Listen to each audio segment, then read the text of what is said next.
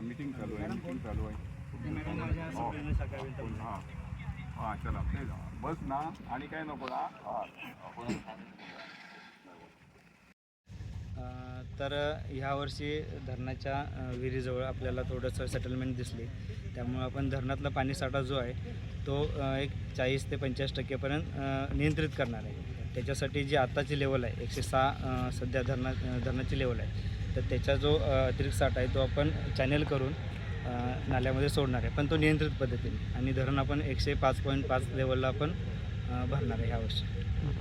तर धरणाचं जे मुख्य विमोचक आहे, तर विमोचकाच्या खाली जो धरणाचा रस्ता असतो, तर तिथे आपल्याला थोडं सेटलमेंट झाल्याचं दिसलं, आणि तो सेटलमेंट इश्यू मेजर असल्यामुळे आपण धरणात हर्टिंग म्हणजे त्याच्या हर्टिंगच्या वरती पाणी भरू नये या हिशोबाने आपण प्रिकॉशनरी मेजर म्हणून पाणी 40% ह्यावर्षी साठवतो. यावर्षी पाणीसाठा होणार नाही, ह्यावर्षी 40% आपण साठा करणार. आणि आता साधारण हे पाणी कसं सोडणार आहात? मग याच्यामुळे काही नागरिकांना धोका वगैरे आहे का?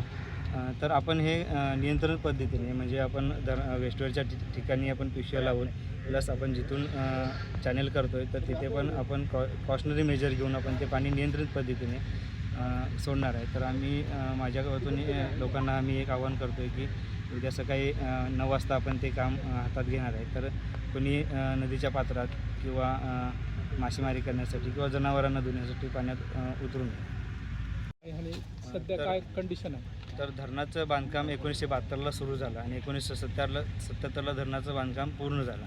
तर आज रोजी धरणाला 50 वर्ष पूर्ण झाले आहेत, आणि सांगायचा उद्देश हा की ह्या धरणाची जी माती आहे ती लॅटेटिक सॉईल असल्यामुळे ह्या वाळूची माती आहे, तर त्याच्यातून पाण्याचा झिरपाव होऊन धरणाची जी पाळ आहे, आपल्याला ज्याला बांध म्हणतो, तर ती खचा लागली.